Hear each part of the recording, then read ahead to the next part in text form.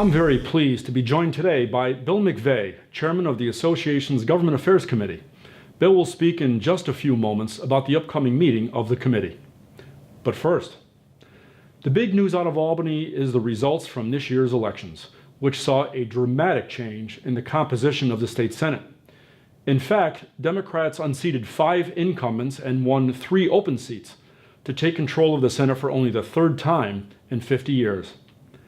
They only needed to flip 1 seat, so this turn of events will give the Democrats decisive control of the upper house, altering, as the New York Times put it, the state's economic and political fabric for years to come. There are now 40 Dems to only 23 Republicans, with Long Island being the biggest battleground, as expected. And with the Senate flipping parties, the Democrats will, in the new year, control the Senate, the State Assembly, and the governor's office.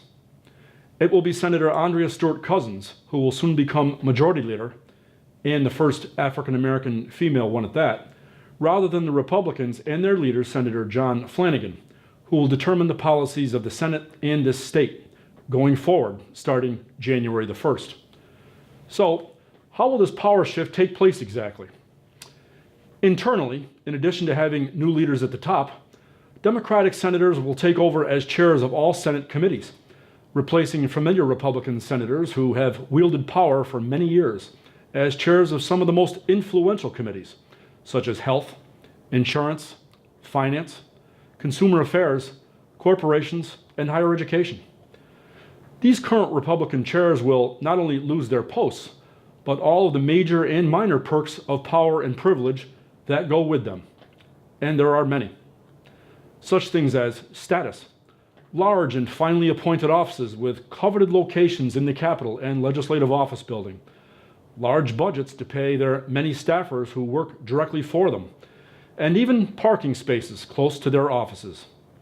Externally, and most importantly, Republican senators, being the minority party, will have little ability to influence legislation and secure budget items for their constituents back home.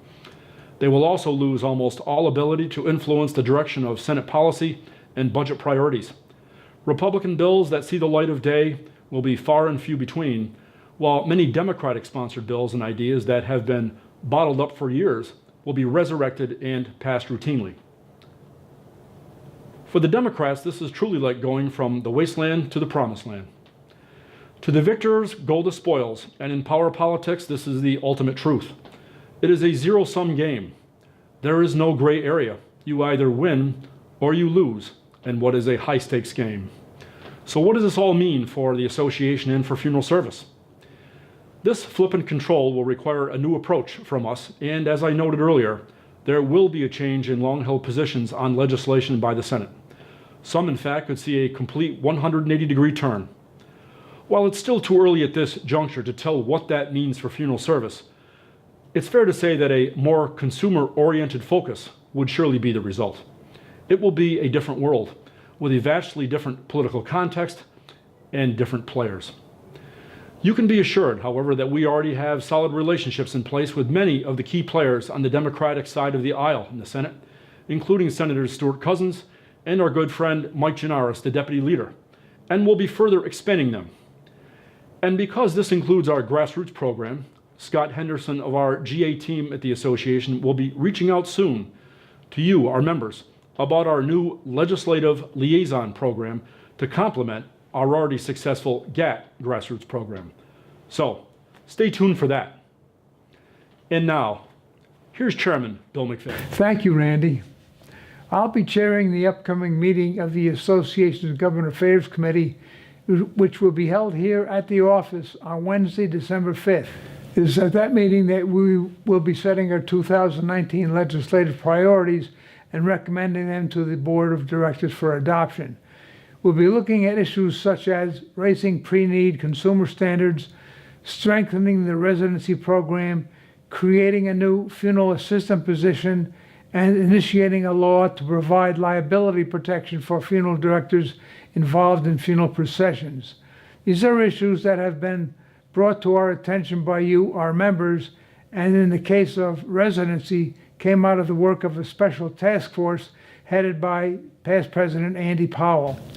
So, as you can see, even when the legislature is not in session, there's still plenty of going on in the world of government affairs.